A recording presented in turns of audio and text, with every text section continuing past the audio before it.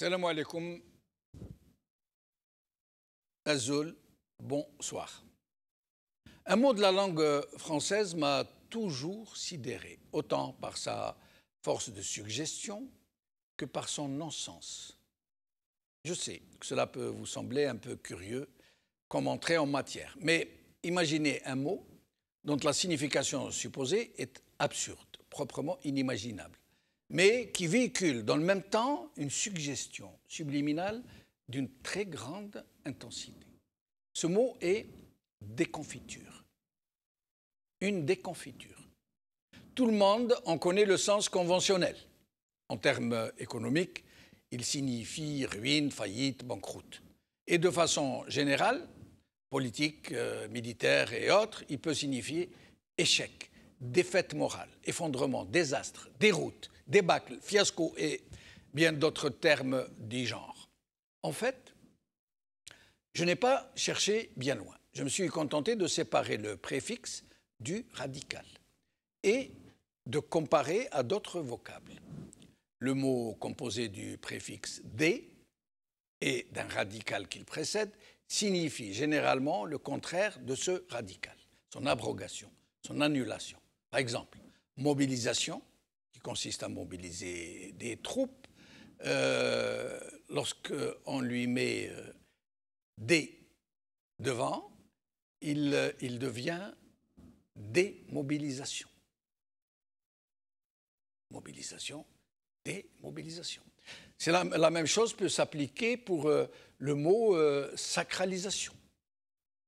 Si on lui adjoint le préfixe « dé » à son début, il devient désacralisation.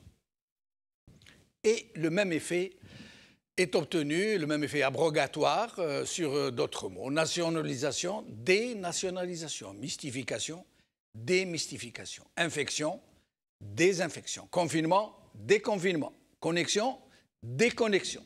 Faire, défaire. Unir, désunir. Cadenasser, décadenasser. Espérer, désespérer. Et d'innombrables d'autres mots et leurs contraires qui trouvent sens en ce moment dans notre pays. Mais là où j'ai toujours eu de la difficulté sémantique à comprendre le sens, pourtant très fort, très suggestif, du mot déconfiture, et que j'ai appliqué le même principe que pour les autres mots. Déconfiture devrait donc signifier le contraire de confiture. Donc l'abrogation du processus qui a consisté à faire d'un procédé et de plusieurs ingrédients un aliment composé, de la confiture, où il a fallu mettre du sucre, des fruits, de la cuisson, qui ont été transformés en un amalgame qui s'appelle confiture. La déconfiture devrait donc, en toute logique, signifier le retour de ces ingrédients à leur état premier. C'est-à-dire que la confiture, si on lui enlève le mot déconfiture, si on lui enlève le préfixe « dé », qui devient confiture, devrait redevenir du sucre et des fruits, ce qui n'est pas imaginable. Une marmelade d'orange ne peut pas devenir des oranges, du sucre en boîte et une diminution de la facture de gaz qui a servi à les faire cuire. Ce n'est donc pas cela. Pourquoi? Tout simplement parce que le mot premier, le radical, ne vient pas du mot confiture, mais de confire, en vieux français qui signifie faire ensemble, ou quelque chose du genre. Et déconfire était défaire ensemble. Puis le mot mua en déconfiture, une sorte de substantif de confire. Et il fut utilisé d'abord en termes juridiques pour dire faillite, ruine. Le mot est devenu par la suite, et après le mot rupture et avant le mot banqueroute, est devenu déconfiture. Et son utilisation a tout aussitôt été utilisée dans le jargon militaire. Déconfiture était donc aussi la défaite totale d'une armée, suivie d'une débandade et d'un sauve-qui-peut. Ceci pour remettre un peu les choses dans leur sens premier. Mais j'avoue que pour ce qui me concerne, le mot déconfiture, même s'il ne peut pas être expliqué à partir du radical confiture, a pour moi infiniment plus de sens dans cet usage-là, avec le mot de confiture, pour décrire avec une précision d'horloger ce qui est en train d'arriver au régime algérien. Une déconfiture dans le sens qui signifie l'obtention d'un produit issu d'un long processus du laborieux et très sournois amalgame de plusieurs ingrédients, le produit d'un long complot mijoté sur de la cendre encore chaude, une confiture abjecte obtenue avec du fer et du feu, mijotée dans du sang et des larmes, assaisonnée de souffrances, édulcorée de discours sucrés, de promesses mielleuses, agrémentée de beaucoup d'opium et de colorants trompeurs.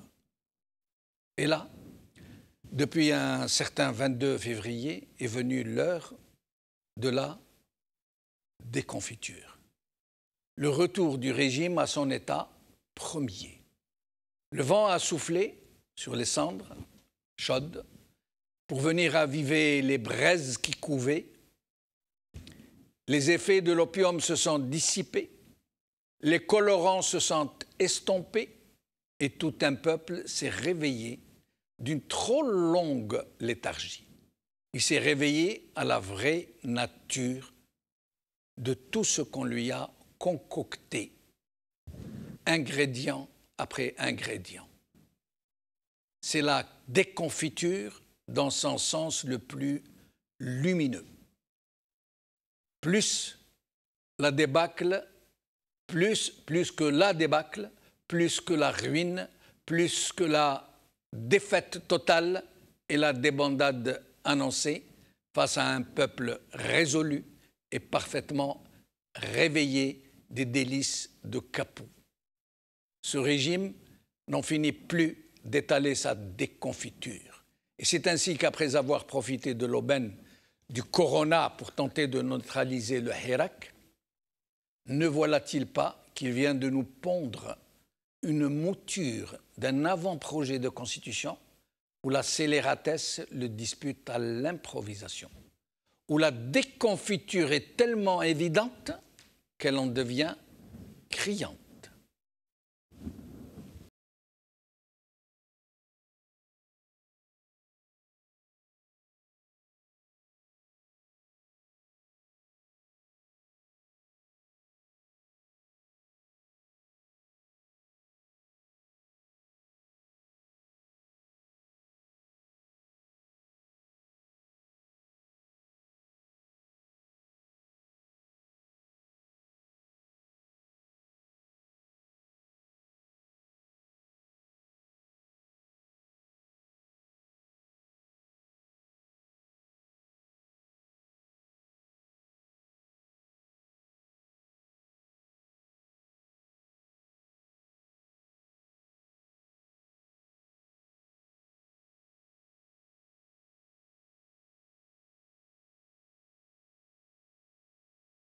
Ou l'art de la déconfiture.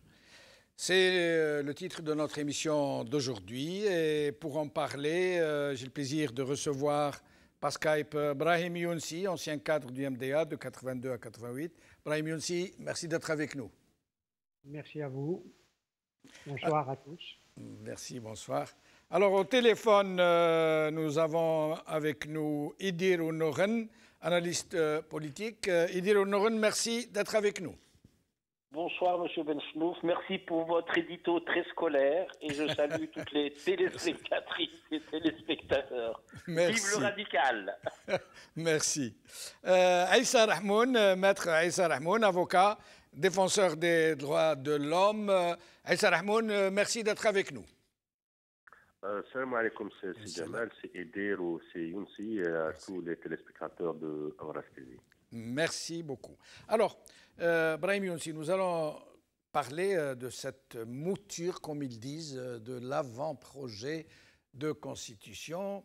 J'aimerais surtout, et je vous le demande à vous et à mes autres invités, que plutôt qu'aujourd'hui que de nous concentrer sur les aspects juridiques, j'allais dire presque juridistes de cette affaire, nous puissions surtout parler de cet extraordinaire culot de ce régime, de cette aubaine qui est pour lui le Hirak, non seulement pour essayer de tout faire pour casser le Hirak, mais aussi à un moment où il devrait se concentrer sur la lutte contre le corona, il se rue dans l'aubaine du corona pour essayer de faire passer cette autre scélératesse. Donc j'aimerais plutôt qu'on essaye de nous concentrer sur cet aspect des choses, mais libre à vous bien sûr, éventuellement si vous le souhaitez, d'aborder n'importe quelle autre facette de cette triste autre scélératesse.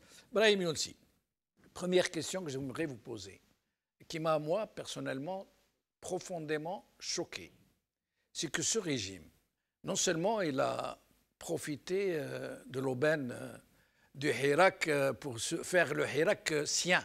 Il nous disait, l'actuel président, l'actuel squatter d'Al-Mouradia, quand il parle de Hirak, il dit le Hirak al-Mubarak.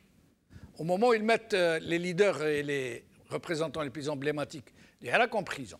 Mais le comble aujourd'hui, c'est qu'ils ont demandé à leur comité d'experts j'allais dire, de constitutionnaliser le Hirak, qu'ils appellent Mouvement citoyen du 22 février, dans le préambule de la Constitution. En même temps que la révolution de novembre, les Chouhada, vous voyez, et tout un chacun sachant que le préambule est en quelque sorte l'âme de la Constitution, voyez un peu où ils ont poussé l'audace. Brahim Younsi. Je salue mon ami Idir et mon ami Aïssa Rahmoun. Oui. Parce que maintenant je sais qui intervient. Oui, ah d'accord. Oui, c'est vrai que au début, j'avais pas exactement. Merci de l'avoir souligné. Je n'avais pas précisé après vous qui allait passer. Tout à fait. Je vous en prie, pardon. Vous avez parfaitement raison. C'est de la pure démagogie et bien entendu de la récupération. Le pouvoir ne sait que récupérer. Et profitant de la pandémie pour tenter de, là aussi, récupérer les espaces, récupérer de nouveau la révolution du 22 février 2019. Il se fait, et c'est la raison pour laquelle, me semble-t-il, il essaye de constitutionnaliser le mouvement, comme il dit, citoyen du 22 février. Il a toujours récupéré, ou essayé de récupérer les mobilisations, les révolutions du peuple algérien. Cela a été déjà fait après les événements, les journées d'octobre 1988. Il a récupéré le mouvement et il a donné une constitution qui accordait un article à la population, à savoir l'article 40 à l'époque de la constitution qui ouvrait le champ politique. Le pouvoir illégitime va d'errance en errance. Il est dans l'errance constitutionnelle. Ces propositions, ce n'est pas encore la Constitution, ces propositions ne reflètent pas l'âme de l'Algérie, ne reflètent pas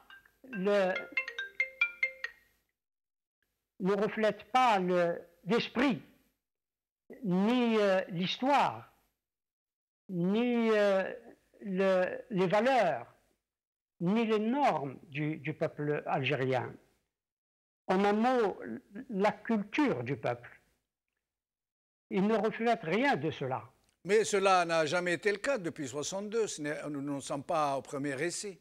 Aucune des constitutions du pays depuis 62 n'a représenté ce que vous êtes en train de nous dire, ni aucune n'a été respectée par ceux-là même qui l'ont faite. Les premiers à l'avoir violée ont été eux-mêmes, quoi. Celle-là est encore plus étrangère, ou celle qu'on va confectionner est certainement la plus étrangère à la culture algérienne, aux valeurs algériennes. Elle est certainement la plus étrangère à cela. Elle est faite de briques et de brocs. C'est une constitution, une future constitution, à travers les propositions qui sont faites, à travers les 6 axes de la commission l'Araba et les propositions hors axe sont... C'est une drôle de définition. Vous parlez de la confiture et de la déconfiture. Ouais. C'est une véritable marmelade. C'est un véritable harlequin constitutionnel. C'est des loques. On a ramassé toutes les loques des autres pays pour en faire une constitution. Ça ne peut pas être une constitution. D'autre part, la révolution du 22 février 2019, que dit-elle et qu'a-t-elle dit? Et vous avez bien fait tout à l'heure de dire que le peuple a pris conscience en lui. Il est conscient de lui-même aujourd'hui. Et c'est lui qui est, même selon la Constitution en vigueur, qui est la source du pouvoir constituant.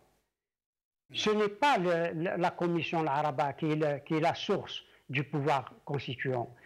Et qu'est-ce que nous dit, ou nous a dit, ou dit au système, au régime illégitime, la révolution du 22 février 2019?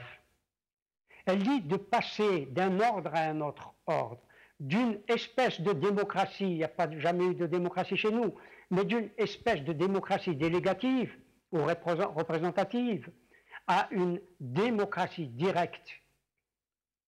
Oui, mais là, vous parlez des aspirations du peuple qui a changé son logiciel, qui a évolué, qui est en révolution, face à un régime qui est du même logiciel, des mêmes méthodes périmées, qui ne veut pas comprendre que ça a changé et qui persiste dans une obstination absolument incroyable. Effectivement, c'est la raison pour laquelle, se sachant sans légitimité, il veut se donner une fausse légalité avec cette nouvelle constitution qui vient. Oui. Il masque son absence de légitimité en voulant se donner une fausse légalité. Il se situe là-dedans. Il essaie d'apporter certaines justifications à son illégalité, à son illégitimité par la Constitution. Il offre certaines choses, mais il en retire beaucoup. Cette Constitution, à travers les propositions que vous avez lues et que tout le monde vraisemblablement a lues, on reste dans une forme de décisionnisme constitutionnel. Ces propositions, je l'ai dit, ne reflètent pas du tout l'esprit constitutionnel qui est celui de l'Algérie, qui est celui du 1er novembre 1954. Nous sommes sortis avec ces propositions, nous sortons de l'esprit et de la lettre du 1er novembre 1954. Cela est pour moi très clair. Oui, finissez votre phrase, Brahim aussi.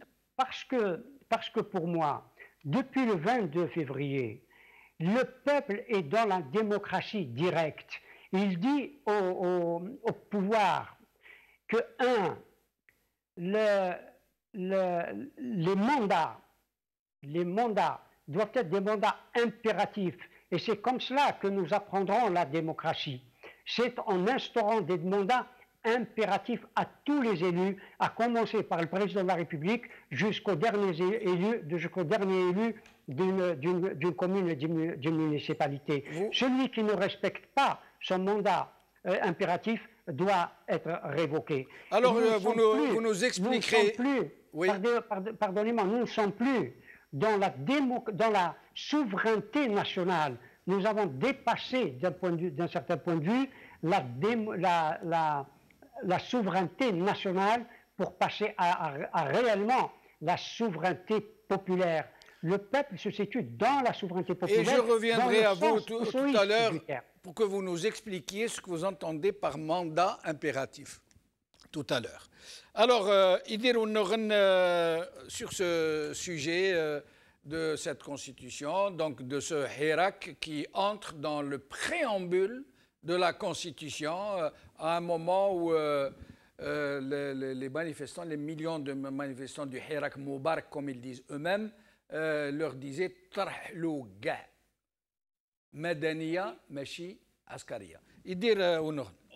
Oui, alors bonsoir à Brahim Younsi et à Issa Rahmoun, que j'ai oublié de saluer tout à l'heure. Ceci étant dit, nous sommes dans une conjoncture politique très très difficile. C'est ce que propose actuellement le gouvernement et le président de la République. Pour moi, ça reste simplement un amendement de la Constitution. Nous vivons une crise politique qui est majeure et elle se situe à des niveaux jamais égalés dans notre pays. Elle ne peut être résolue que par des actions politiques, par un dénouement politique. Tout à l'heure, Brahim a évoqué la légitimité et la légalité, mais cette réforme de la Constitution qu'envisage ce pouvoir, elle s'oppose carrément à la légalité et à la légitimité. On ne peut engager une réforme de la Constitution que quand on est légitimement élu. Or, nous connaissons tous les conditions et l'environnement qui ont présidé à l'élection de M. Tebboune, président de la République. Nous les connaissons tous. Nous avons évoqué à un moment donné, dans le meilleur des cas, un score à 14-15% du corps électoral en suffrage exprimé. Donc, ça manque de légitimité. À partir du moment où ça manque de légitimité, ça manque mécaniquement de légalité. Ce pouvoir actuel ne peut engager une réforme de la Constitution engageant le pays tout entier dans les conditions dans lesquelles il évolue. Monsieur Tebboune ne peut pas gouverner contre son peuple. On gouverne avec son peuple, avec des différences. Et d'autant que politiquement, nous sommes dans un flou, vous l'avez très bien décrit. C'est incroyable ce qui arrive dans ces éléments de la Constitution qu'il nous propose. Donc, à partir de ce moment-là, qu'est-ce qu'il faut faire? De deux choses l'une. Ou l'opposition reconnaît la mouture et essaye de rentrer dans le jeu, parce qu'il y a une manière cynique du pouvoir qui envoie, qui distribue, qui adresse cette mouture de constitution aux partis politiques, aux associations, à la société civile, pour susciter un éventuel retour d'écoute, un éventuel débat. Mais il y a eu des retours justement au pire, ça veut dire pour les plus courageux, ils ont émis des petits, j'allais dire, ils ont miaulé de petites critiques, mais qui dans l'ensemble disent c'est très bien, ou alors carrément, ils ont dit mais c'est magnifique, c'est un texte fabuleux, etc. Comme d'habitude. Et justement, c'est ce qui est très étonnant, et c'est que non seulement cette opposition qui au mieux se tait, ou la presse, ou les observateurs habituels, il n'y a que quelques individualités qui sont au front et qui dénoncent de toute leur force, mais sinon ça se passe dans la léthargie la plus totale. Ce que je voulais dire pour terminer, pour laisser la parole à Maître Rahmoun, c'est qu'indépendamment de ça, ça nous rappelle un petit scénario. Au moment où M. Ben Salah était président de l'État durant la vacance du pouvoir, il avait engagé des consultations pour éventuellement essayer de voir dans quelles conditions la commission des élections, etc., etc. Nous sommes dans la même configuration. Et là, il faut que les partis politiques, la société civile représentative, celle qui n'est pas clientélisée, nos intellectuels, nos journalistes ne rentrent pas dans le jeu du débat avec cette mouture. Il faut l'ignorer complètement dans un premier temps. Sans ça, ça ne servirait à rien. C'est une manière d'entamer la vigueur et la vitalité du hirak qui pourrait entraîner, je dirais, des différences et même des clivages à l'intérieur du hirak. Mais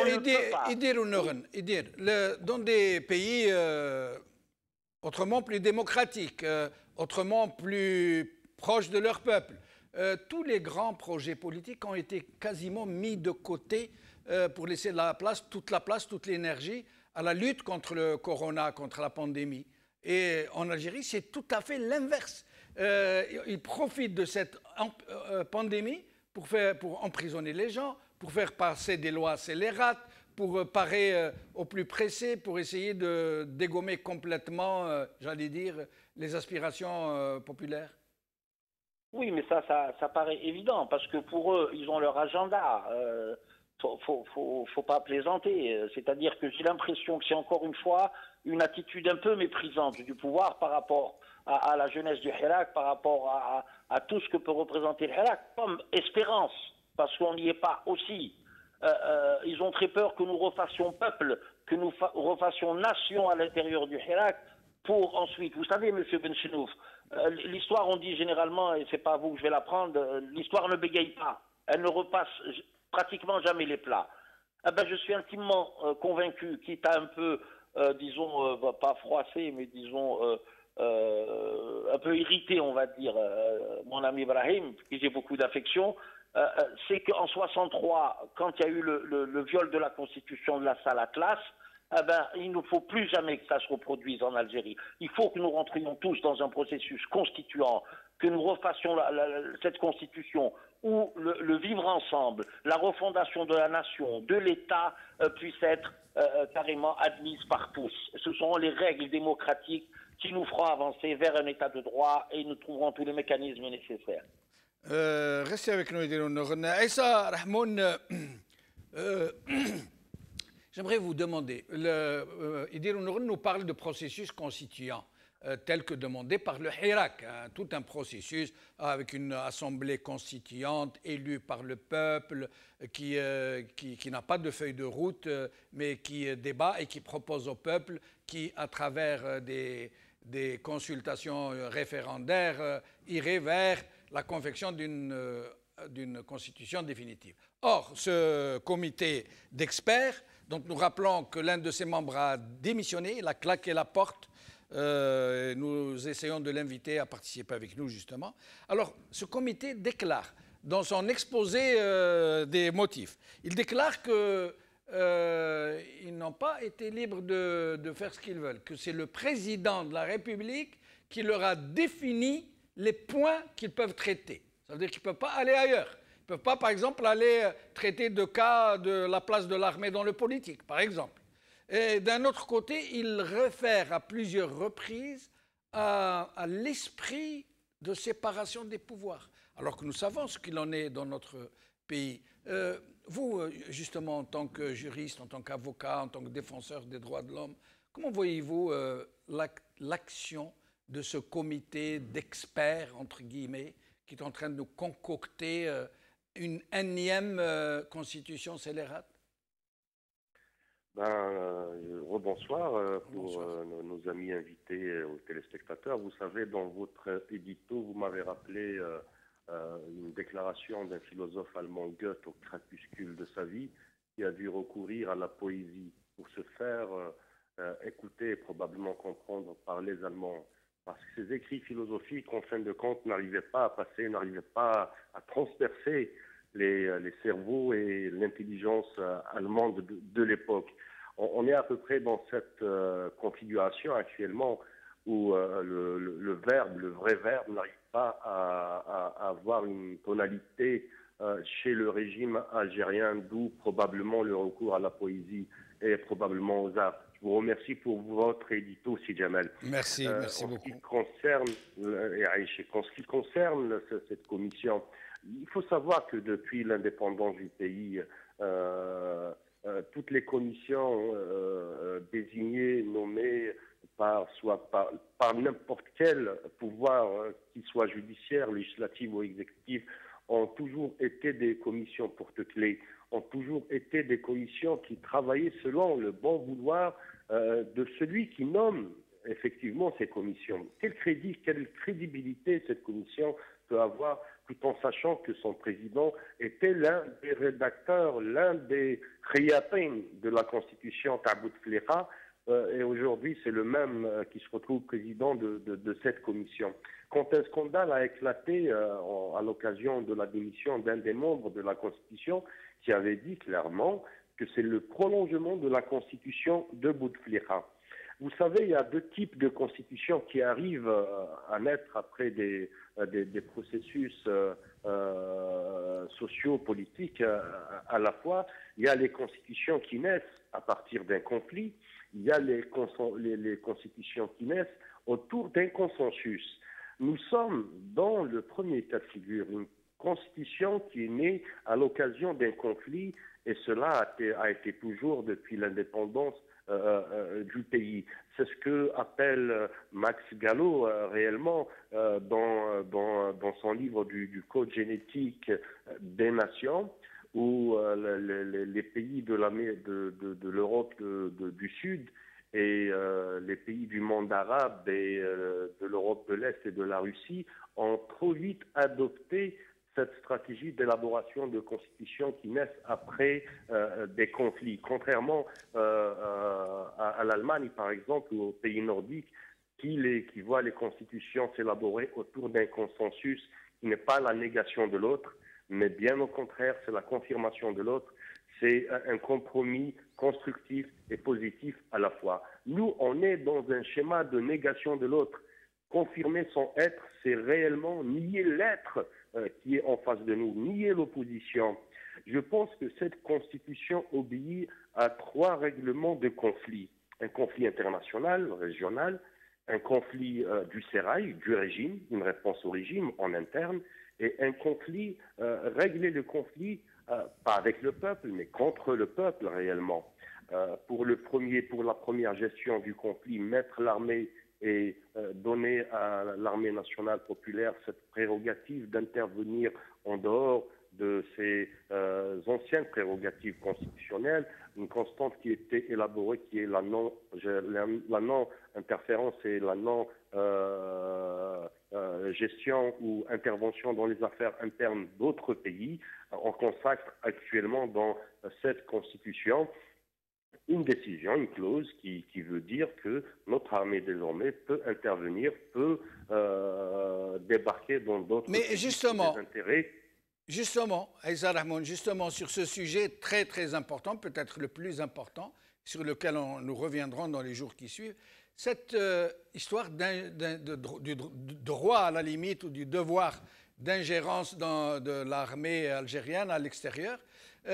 Durant son troisième mandat, Bouteflika répondait aux sollicitations de l'État français, de François Hollande en l'occurrence, qui lui demandait, parce que les Français ne voulaient pas tellement envoyer leurs soldats sur le terrain au Mali, où ils ont connu beaucoup de pertes. Donc ils ont fait des appels du pied à Bouteflika pour qu'il puisse donc envoyer ses soldats à lui plus tôt au Mali et ailleurs. Et Bouteflika, très malin, très finaud, redoutable florentin, comme intrigant florentin, comme le dit si bien notre ami Idir, disait « Ah non, je ne peux pas, moi, il y a la Constitution qui me l'interdit. » Mais là, en l'occurrence, on dirait qu'ils veulent aménager cette Constitution pour pouvoir faire des offres de services. Maintenant qu'ils ne peuvent plus offrir de l'argent avec la crise, on dirait, pour une lecture simple, pour ne pas aller trop en profondeur, que ce régime est en train d'aménager la situation pour pouvoir dire « Bon, si vous voulez des mercenaires, nous serons là. Après tout, il n'y a pas d'état d'âme en politique. » Des questions se posent. À ce niveau, il y a des questions qui se posent. Est-ce qu'il s'agit d'une offre de service claire pour les puissances, pour les Occidentaux, sachant qu'en Libye, il y a un conflit, au Mali, au Sahel, il y a un conflit, un peu partout dans la région, il y a un conflit, ou bien est-ce que cela n'a pas été dicté par ces puissances, en fin de compte? C'est les deux véritables questions à lesquelles il faut répondre. Mais en tout état de cause, dans la diplomatie, tout se règle par des voies politiques, par la médiation, par la logique de s'asseoir à table. Ça a été toujours le credo de la diplomatie algérienne depuis Bendong. Et là, on voit, à l'occasion de cette constitution, violer une des constantes, réellement une des constantes, je dirais, politiques et militaires à la fois, Mais globalement, c'était une ligne de conduite diplomatique de l'État algérien et de ses différentes constitutions. Je voulais revenir au deuxième type de conflit, qui est le conflit interne du régime. Là, on consacre un régime réellement ultra-présidentiel, la nomination d'un vice-président, le pouvoir donné au président de dissoudre l'Assemblée nationale. Tout ça obéit réellement à un aménagement interne dans les sérails, dans les différentes cliques qui font de notre régime ce qu'il est. Et là, c'est la solution partagée, c'est l'équilibre en interne, c'est le consensus dans le régime, réellement. Ce n'est pas l'élaboration consensuelle d'une constitution. Troisième type de conflit, quand ils vendent, ils manipulent une loi, un article de cette constitution qui consacre la langue tamazight et sa culture, sa dimension philosophique, culturelle, comme langue nationale et officielle. Là, c'est vraiment essayer de diviser le peuple, revenir aux années 70, aux années 80. Ils veulent en finir avec le Hirak, ils veulent en finir avec la volonté populaire. Donc pour eux, c'est le dicton qui dit il s'agit réellement d'une question très importante pour eux, c'est être ou ne pas être. Ils sont en train de jouer la survie du régime algérien. Et restez avec nous, nous allons voir une image, plutôt un enregistrement d'une interview de l'actuel occupant d'Al-Mouradia avec Khaled Drarni. Je rappelle que ce président a publiquement traité ce journaliste qu'il avait interviewé d'un terme que je n'oserais même pas prononcer, c'est Aïb. Il a traité de rapporteur, si vous voulez, ça veut dire rapporteur au service des forces étrangères, de pays étrangers. Alors que c'est le président, c'est la première institution du pays. Normalement, il devrait respecter au moins les principes que leurs propres institutions énoncent et qui disent, entre autres, mais ce n'est que du vent, qui disent, entre autres, que tout accusé est présumé innocent jusqu'à la preuve de sa culpabilité. Or, lui a traité M. Drarni, journaliste, qu'ils ont mis en prison dans une parodie d'accusation. Il a traité de choses innommables. Écoutez-le, ce qu'il est en train de nous dire, mais je vous demande de bien écouter. Ce n'est pas très long. Écoutez. Alors, on va parler de politique. Vous êtes membre du FLN depuis 1969, membre notamment du comité central. Comment est-ce que vous avez accueilli aujourd'hui, Monsieur le Ministre, ce projet de révision de la Constitution? L'Algérie a-t-elle besoin, selon vous, d'une nouvelle Constitution? Oui, le président y est allé par étapes, et puis on est allé crescendo jusqu'au couvercle, sommet, qu'est la Constitution, maintenant qui absorbe tout ça, et qui fait de l'Algérie un vrai pays démocratique. Mais je pense que le président Bouteflika restera dans les annales et dans l'histoire de ce pays-là, et dans l'histoire de la région et de la sous-région, pour être le premier à avoir mis fin à quoi? Des discussions qui ont duré depuis les années 30 du siècle passé. Il y a ça. Il y a ensuite le fait que le président de la République a plus que conforté les libertés individuelles et collectives. Plus que ça. Personnellement, je ne pense pas que je puisse avoir une vision meilleure que celle du président de la République. Voilà, donc M. Tebboune, qui à l'époque n'était que ministre, ou même pas peut-être à ce moment, de M. Bouteflika, parlons de la constitution de M. Bouteflika, de cet amendement qui nous avait fourgué en catimini alors qu'il nous avait promis de le faire adopter par référendum et qu'ils ont fait adopter en sous-main par les deux chambres. Je rappelle que M. Tebboune avait dit lors de cette interview de cette constitution qu'elle devait asseoir un vrai pays démocratique, un vrai État démocratique. Et il a dit des tas d'autres choses, par exemple, asseoir plus que jamais des libertés individuelles et collectives, on sait ce qu'il en a été, et aujourd'hui c'est lui qui devient président et qui nous propose un autre texte scélérat du même genre que celui dont il nous parlait à un instant, ou pire peut-être. Brahim Younsi. il est dans la tradition. Il ne manque pas à cette tradition qui veut qu'on caresse dans le sens du poil celui qui est au pouvoir. Aujourd'hui, il se caresse lui-même un petit peu dans le sens du poil. Je veux dire que tout ça n'est que comédie. Ils savent bien, et je l'ai dit tout à l'heure, qu'ils manquent de légitimité ou qu'ils n'ont pas de légitimité. Alors ils essaient de se donner une sorte de légalité, une fausse légalité par une nouvelle constitution. Je veux revenir, si vous me permettez, sur ce qui vient d'être dit par vous et par c'est Issa Rahmoun, sur l'armée algérienne, sur l'ANP qui aurait désormais le droit d'aller au-delà des frontières algériennes. Cette doctrine n'a jamais existé. Jamais existé. Il n'y a pas de doctrine algérienne militaire sur cette question, à savoir que l'armée algérienne ne peut pas aller au-delà de ses frontières. On sait pertinemment d'ailleurs que la sécurité d'un pays se situe au-delà de ses frontières.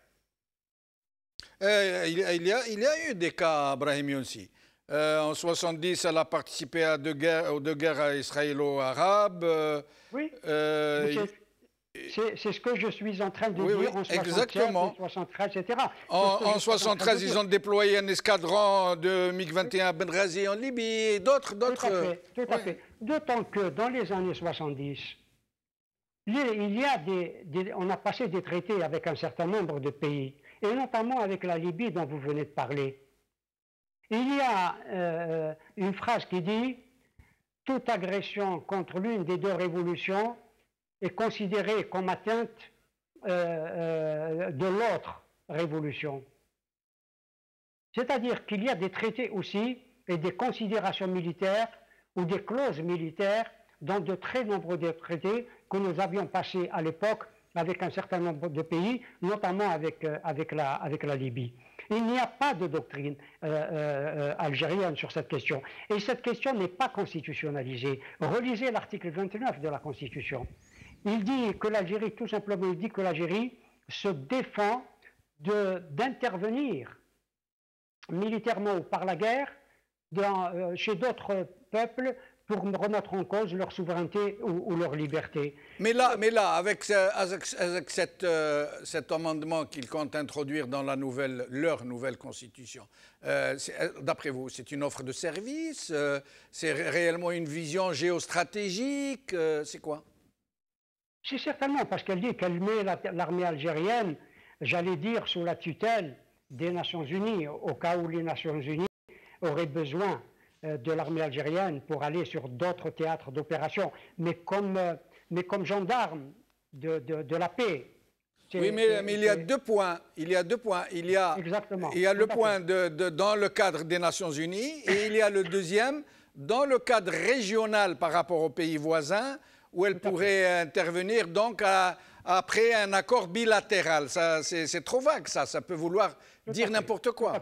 Cela veut dire tout simplement l'Algérie reconnaît le gouvernement libyen et pas évidemment Haftar comme dirigeant du pays. Il y a un gouvernement qui est considéré comme entre guillemets légal, celui de Sarraj.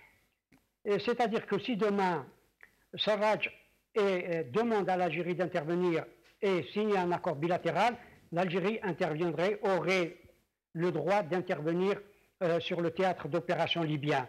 Voilà ce que ça veut dire, tout simplement. L'Algérie veut absolument aujourd'hui intervenir sur le champ militaire dans la région. Et il est fort possible aussi que l'Algérie, avec son armée qui est considérée comme une armée puissante dans la région, puisse devenir le gendarme de la région, que les Français évacuent le théâtre des opérations maliens et que l'Algérie remplace l'armée française sur ce théâtre d'opération.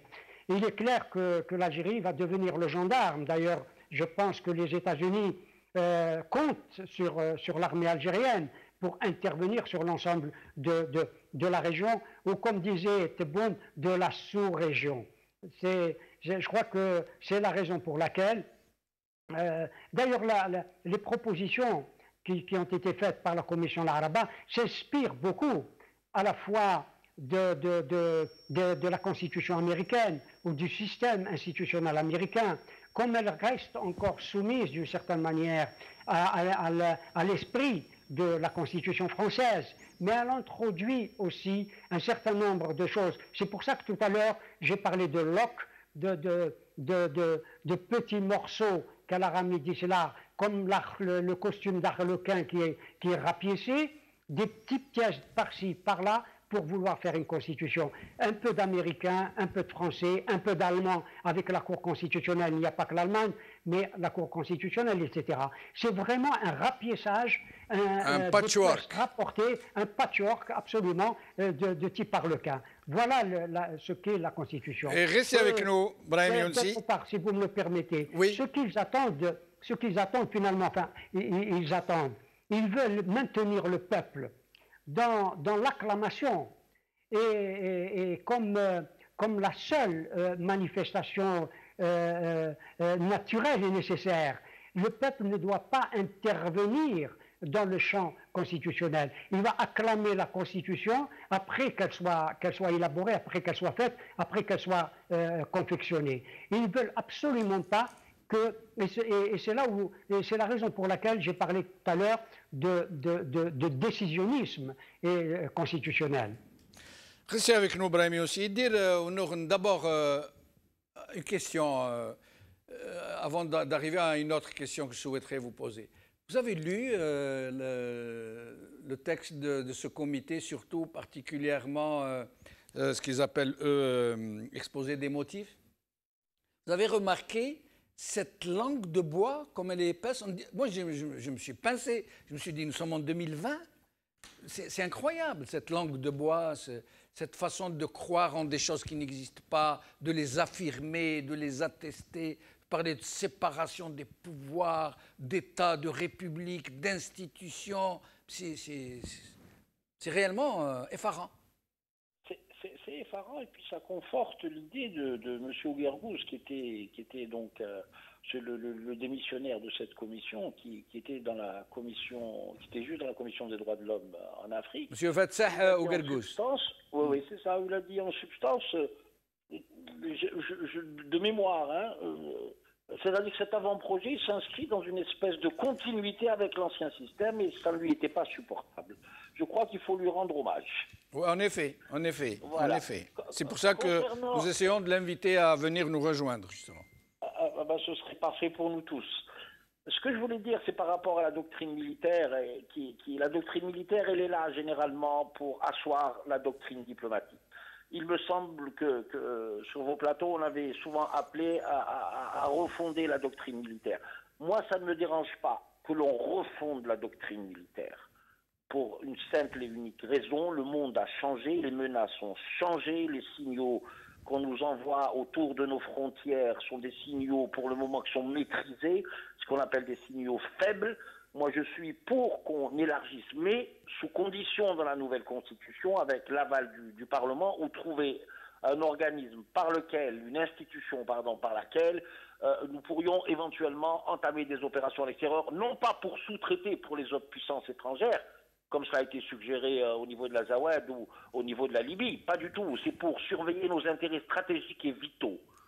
Ça, c'est important. Oui, mais Idir ou non, vous savez très bien que cette formidable arsenal dont on nous parle, qui a coûté des centaines de milliards de dollars et des dizaines de milliards de dollars en commission dans des poches que tout le monde connaît, vous savez très bien que cet armement-là ne pourrait servir, non pas pour défendre le pays contre des puissances étrangères. Ce sont ces propres puissances étrangères qui ont vendu ce matériel.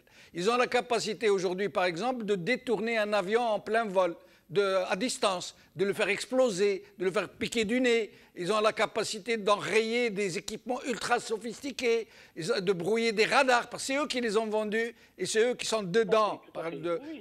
Vous savez très bien. Donc cet arsenal ne peut pas servir contre ces puissances pour défendre les intérêts suprêmes de... Il ne pourrait servir que contre le peuple algérien lui-même ou contre les voisins qui sont diminués, aussi diminués que nous.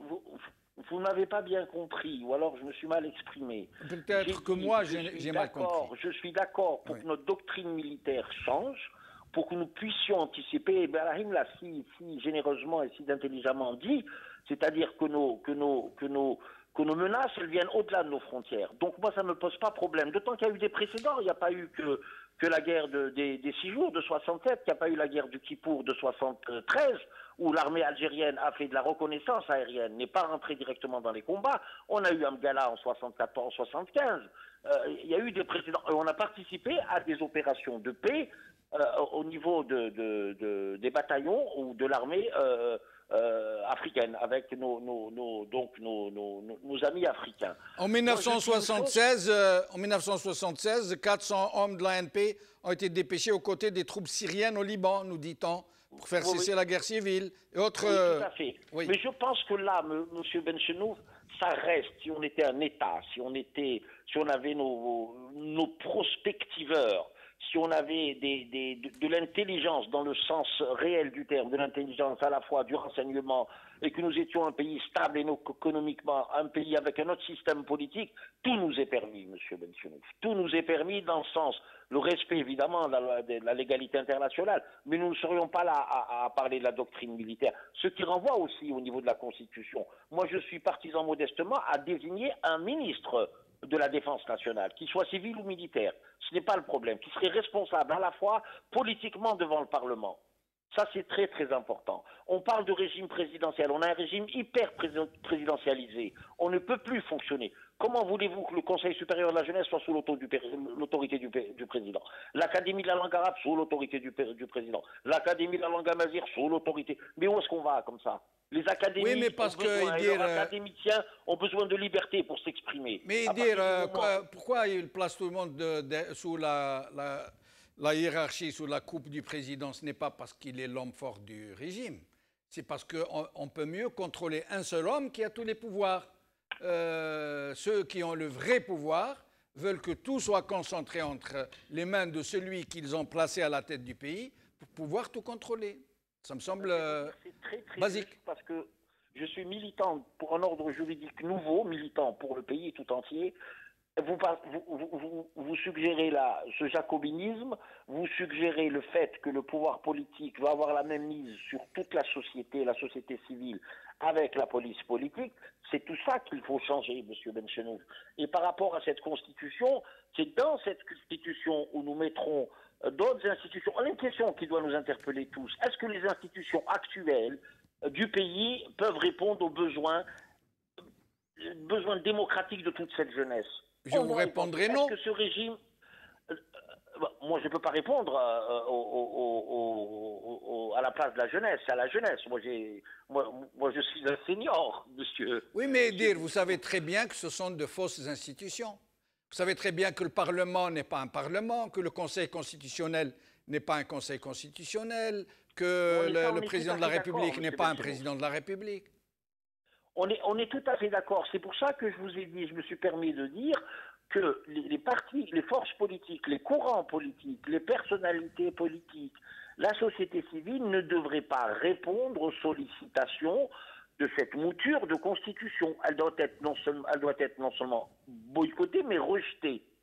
Et justement, sur cette société civile, Idir, qui est totalement absente, totalement, ou alors juste là à miauler de petites adhésions, de faire des petits appels du pied sous la table pour dire oui, c'est bon, on est avec vous, vous pouvez compter sur nous. Même la presse, à part informer, elle ne met pas le doigt sur la plaie, elle ne montre pas là où ça coince. Qu'est-ce qui se passe, Idir? Nous avons une opposition sur mesure? Il y a plus de 2 ans, M. Benchenouf, sur vos plateaux, nous avons appelé beaucoup de camarades à ce que la presse s'organise, à ce que les conseils de l'ordre s'organisent, à les bâtonnats s'organisent, qu'on fasse un appel commun pour que ce système change. Il est devenu obsolète. Se pose la question, mais comment comment dépasser ce système obsolète. La question, elle est là. Cette société civile, pour moi, elle est à construire. On doit tout réenchanter, on doit tout réinventer. Le drame est là. Mais qu'est-ce que vous voulez? Imaginez une crise économique qui arrive, une crise financière qui arrive, une crise sanitaire majeure qui arrive, une crise politique majeure qui est installée dans le pays. Comment faire, monsieur Benchnouf? Alors, nous allons voir avec Issa Rahmoun, puis nous ferons deux autres tours de micro, mais avec des réponses assez lapidaires, si je peux dire, pour essayer de traiter de plusieurs questions. Issa Rahmoun, le peuple algérien, depuis le 22 février que reconnaît même le régime, puisqu'il veut le mettre aujourd'hui dans la préambule de sa constitution, le peuple algérien, parmi ses revendications, et c'est pour ça qu'il n'a pas voulu avoir de représentants, il a dit, pas besoin de représentants, mais mes revendications sont claires. Processus constituant, Tarahlouga, partez tous, une vraie transition où vous partez progressivement tous et on va tous vous remplacer par des nouveaux qui n'ont jamais été dans votre régime. C'était clair, c'était. Et à quoi répond ce régime à un peuple qui demande un vrai processus constituant? Il lui répond par cette opération enfumage d'un comité d'experts qui reconnaît lui-même avoir reçu une feuille de route avec 7 points. 7 points, dont un point très bizarre qui s'appelle point hors axe. Point hors axe. Et là où ils ont pu traiter de cette histoire d'armée qui pourrait donc offrir ses services à des puissances étrangères. Comment on fait ce régime, Issa Rahmoun, pour être aussi sourd, aussi autiste, aussi aveugle? Je pense que le régime est toujours dans sa logique de paternité en direction du peuple algérien. C'est cette phrase qui s'adresse au peuple algérien en disant... Issa Rahmoun? Ah, on l'a perdu, nous allons essayer de le retrouver, c'est très important, s'il vous plaît. Nous allons écouter... voilà, nous allons voir un autre enregistrement le temps que Issa Rahmoun soit avec nous. Bonjour, je vais parler aujourd'hui du Covid-19 au Maghreb. Quelle est la situation dans les 3 pays du Maghreb qui nous sont les plus proches? Algérie, Maroc, Tunisie, par ordre alphabétique. En Algérie, le premier cas, le début de l'épidémie date du 25 février. Il y a eu 465 décès au début de la semaine, 5000 cas. Mais le pays était déjà à l'arrêt sur le plan économique, avec notamment le choc pétrolier. Le budget avait été prévu pour un pétrole, un baril à $60. Il est à moins de 30 aujourd'hui. Donc le Covid-19 est venu frapper un pays qui était déjà frappé. Mais bien sûr, le plus important, c'est le confinement et le Irak. C'était la fin des manifestations, mais les autorités en ont aussi profité pour accentuer la répression. Il y a eu 5000 prisonniers qui ont été relâchés, aucun prisonnier politique, aucun prisonnier de la répression, et au contraire, il y a eu des arrestations supplémentaires. Maghreb émergent, Radio M ne sont plus accessibles. Khaled Drareni, qui était le correspondant de Reporters sans frontières et de TV5 Monde, a été arrêté et le président Tebboune l'a accusé d'être à la solde des journaux étrangers. Oui, quand on travaille souvent pour des journaux étrangers quand on est journaliste, et là effectivement on voit bien que le pouvoir en profite un peu pour accentuer la répression. Une 50aine d'arrestations depuis le début de l'Irak, mais je ne pense pas que l'Irak soit mort, il va repartir. C'était Pascal Boniface qui parlait de ce régime qui profitait de l'aubaine du corona pour arrêter les gens. Et je reviens à Issa Rahmoun qu'on a retrouvé. Je vous laisse poursuivre, Issa Rahmoun. Oui, je disais que le régime se comporte toujours avec cet esprit de paternalisme, de paternité en direction du peuple algérien. Il se comporte en ceux qui savent en direction de ceux qui ne savent pas, en fin de compte. Parce que la lettre et l'esprit de la lettre et les messages du Hirak étaient principalement axés sur deux axes principaux. La construction consensuelle du pays, des textes et des pratiques des institutions, et le changement radical de système de fonctionnement et d'organisation de l'État. Donc c'est les principales revendications du Hirak. Effectivement, ils vont répondre avec une telle constitution parce que réellement le régime, Il se croit, il est dans sa logique, il est dans sa philosophie. C'est comme chez nous en Algérie, par exemple, quand on fait une dalle, par exemple, il y a des gens qui participent, les gens du village, ils disent pour la construction de sa maison. Ils se croient qu'on travaille chez eux et qu'on ne fait pas partie de l'État. Parce que l'État, c'est eux, en fin de compte. Ils pensent que l'État, c'est le régime. C'est la déformation historique, c'est la déformation des différents coups d'État violents qui se sont déroulés et passés en Algérie au niveau institutionnel, constitutionnel, et à tous les niveaux, dans les corporations, dans la société civile, dans les partis politiques. Et à ce niveau, les partis politiques, le silence de la classe politique et de la société civile, de l'élite algérienne actuellement, est dû à deux raisons. La société civile et les partis politiques, je dirais qu'ils n'arrivent pas à capter réellement les pulsations et la profondeur du Hirak. Et ils attendent que la pandémie, que la fin du confinement se prononce en Algérie pour se repositionner en fonction, bien sûr, de la rue. Mais ils oublient. Mais pourquoi, Issa Rahmoun, pardonnez-moi, pourquoi des militants comme vous, des activistes du premier rang, continuent-ils de dire la classe politique, continuent-ils de dire les élites, de gens qui se taisent? Par exemple, vous pensez que le RND fait partie d'une classe politique, que le RND est une élite, que le FLN, et je ne veux pas citer d'autres partis qui sont un peu moins visibles, mais est-ce que vous pensez vraiment que nous pouvons encore parler de classe politique en ce moment? Personnellement, je suis convaincu sur ça. Il y a vous savez que depuis l'indépendance, on a vécu combien d'années de totalitarisme, de dictature, combien d'années de terrorisme, combien d'années de dilapidation. C'est un miracle que des partis politiques de l'opposition existent encore, que des voix, même s'ils murmuraient, l'opposition existe encore en Algérie, qu'une société civile autonome, parce qu'elle existe, mais elle est atomisée, elle est sous une chape de plomb qui s'abat sur la société civile et la classe politique. Pour l'élite, il faut faire le distinguo entre l'élite du régime et l'élite populaire. Parce qu'en fin de compte, je dirais que l'alphabétisé probablement de l'Algérie est promu au rang de l'intellectuel, du gérant et du responsable par vacance du poste. La situation, elle est là. Par la force des choses, on est devenu ce qu'on est.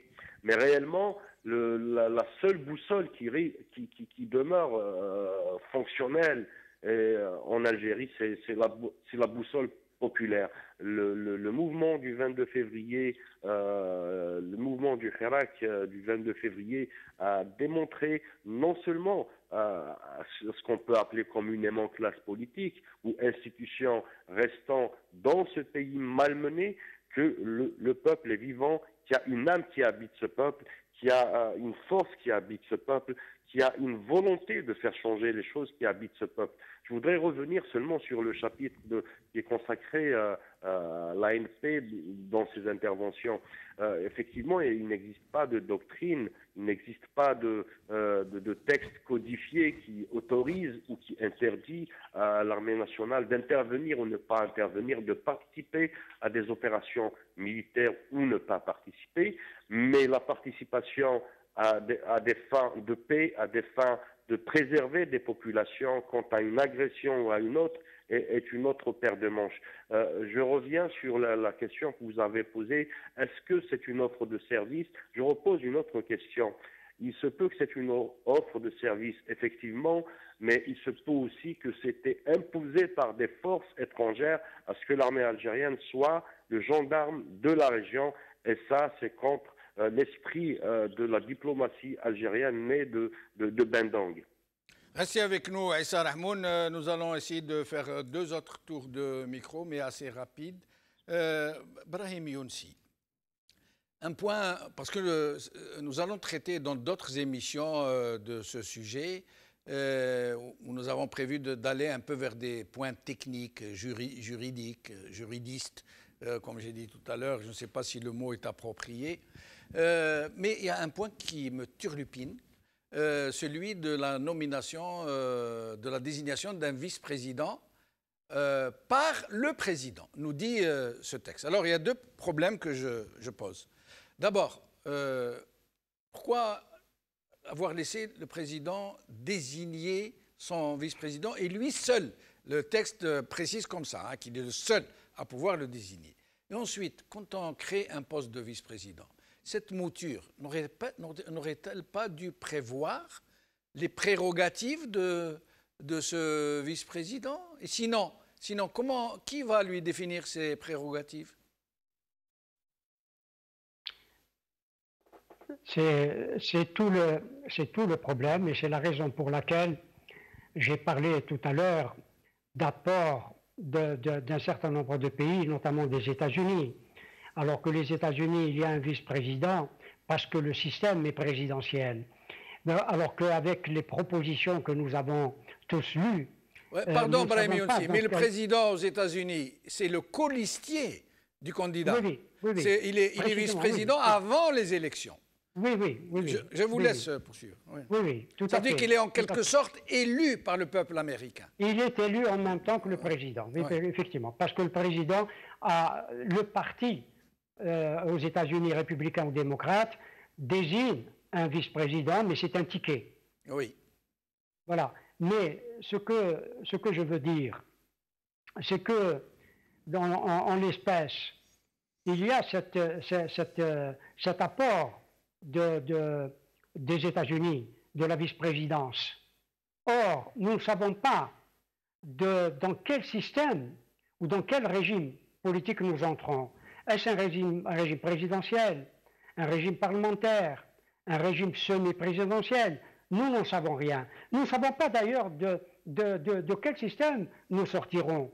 Parce que l'Algérie, et cela c'est Ahmed Ben Bella qui l'avait dit déjà dans les années 80, ce n'est pas Mouloud Hamrouche plus tard, ils ont raison de dire, nous parlons toujours de système, mais nous sommes dans un non-système en vérité. Et cela est vrai. Et nous l'avons travaillé à l'époque d'ailleurs avec Ahmed Ben Bella sur la question du non-système algérien. Mais c'est vrai que nous sommes dans un non-système. Mais cette vice-présidence, c'est valable aussi pour toutes les dispositions de cette mini-constitution que nous voyons, ces propositions, ces 6 axes et les propositions hors taxes. Rien n'est précis, strictement rien n'est précis. Il en est de même de la Cour constitutionnelle. Qui peut la saisir? Comment elle saisit? Est-ce que seulement le Parlement et le président de la République, ou est-ce que des citoyens peuvent saisir la Cour constitutionnelle? Est-ce que le juge de la justice ordinaire, si j'ose dire, comme cela est le cas aux États-Unis, peut devenir en même temps un juge constitutionnel? Tout cela, toutes ces questions-là, et qui doit faire appliquer toutes ces lois? Mais il y a une chose, peut-être que vous allez poser la question tout à l'heure, qui fait couler beaucoup d'encre en ce moment dans notre pays, et il y a beaucoup de réactions sur l'octroi à des communes d'un statut particulier, à certaines communes ou à certaines collectivités territoriales d'un statut particulier. Cette question-là, même dans les États les plus jacobins comme la France, cela existe, il ne faut pas non plus s'effaroucher de cela. Il ne s'agit pas de fédéralisme ou de fédération. Peut-être des principautés ou des petits Monaco. Vous avez en France, sur un certain nombre de domaines, l'Alsace, la Lorraine a un statut particulier. Oui.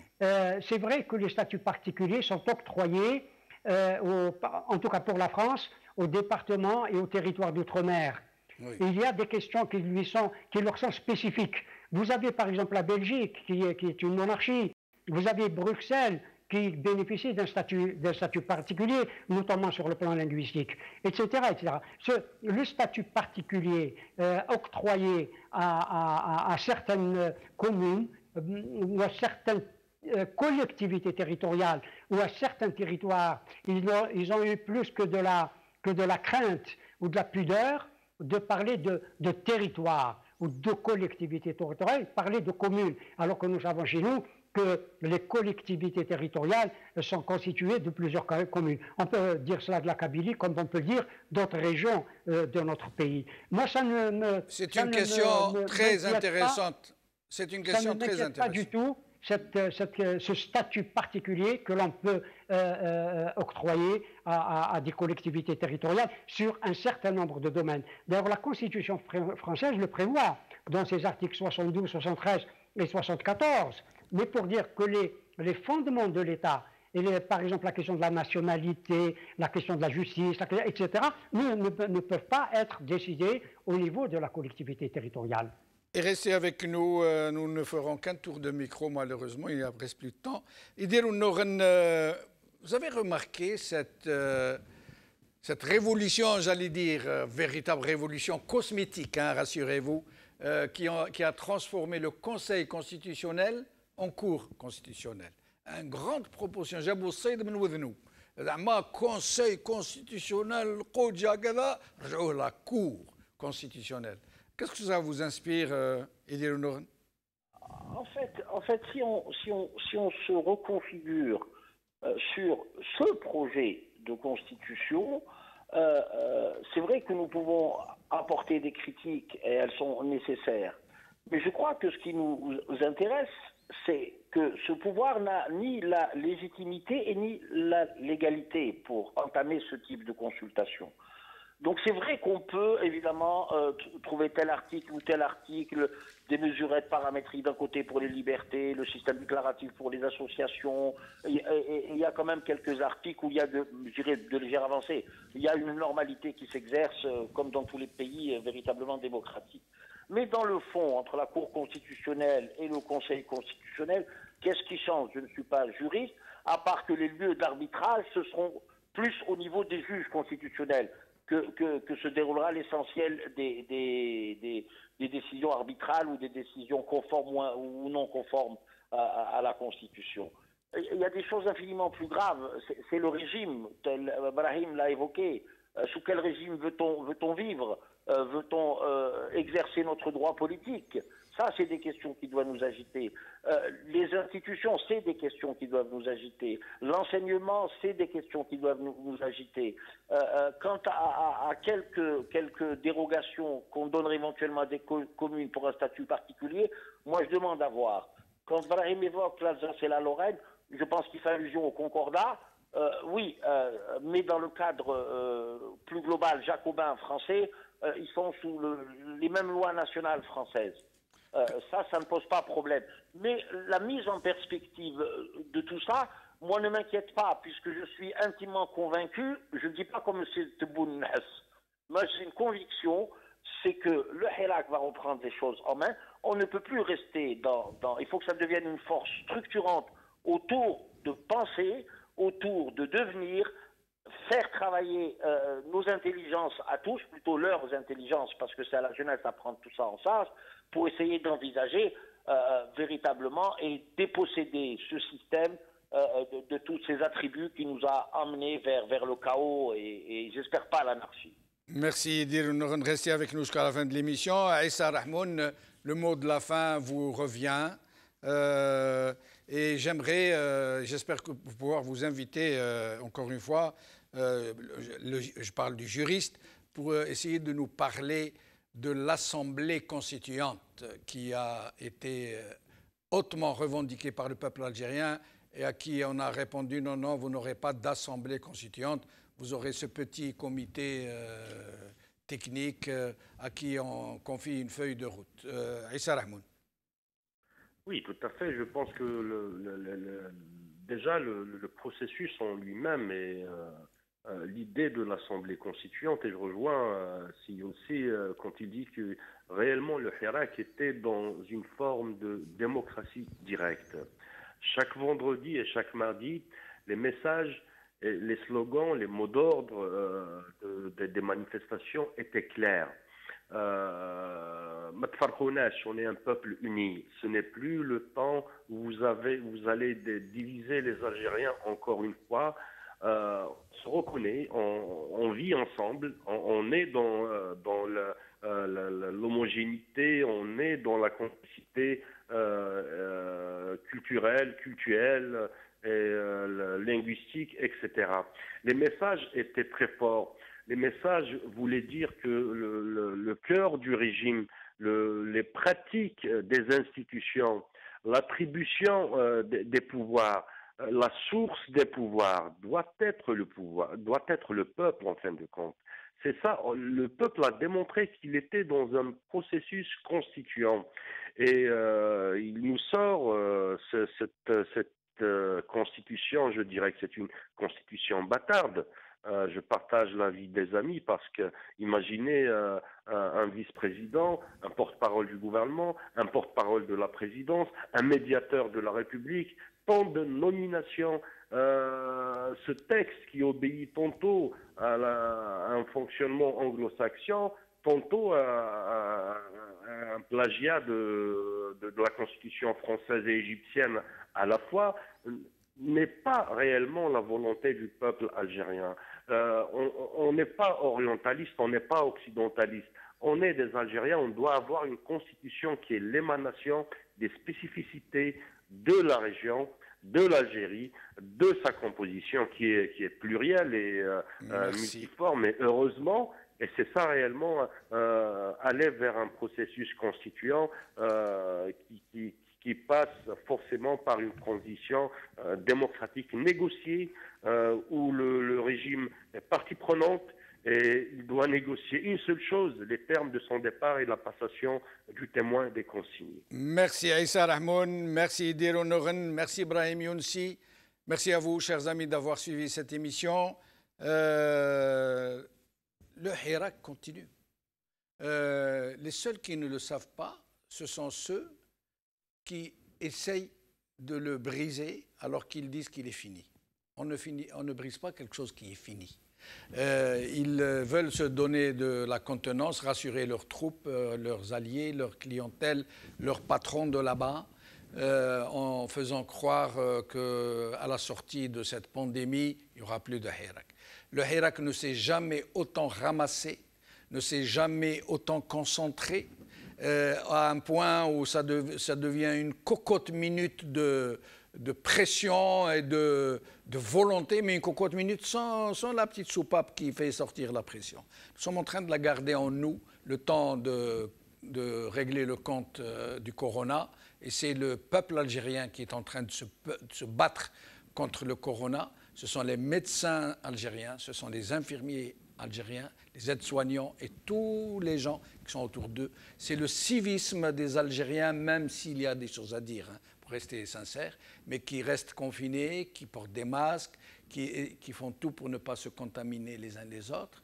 Et en attendant que le Hirak puisse se redéployer, et Dieu sait comment il va se redéployer. Dieu et le peuple algérien savent ce qu'il va faire, ce peuple algérien, pour continuer sa route. Le train, nous l'avons déjà dit, ne s'arrêtera qu'en gare d'arrivée, la gare de la Liberté. Pour le moment, il a marqué une petite halte technique pour pouvoir régler le compte de cette épidémie, pour avoir le moins de victimes possible, et en même temps pour réapprendre à vivre ensemble, pour réapprendre à s'entraider, à être solidaires, pour réapprendre, y compris en plein Ramadan, que Ramadan, ce n'est pas seulement se gaver, s'empiffrer, mais c'est aussi aider les autres, c'est aussi essayer d'accéder à quelque chose de plus élevé.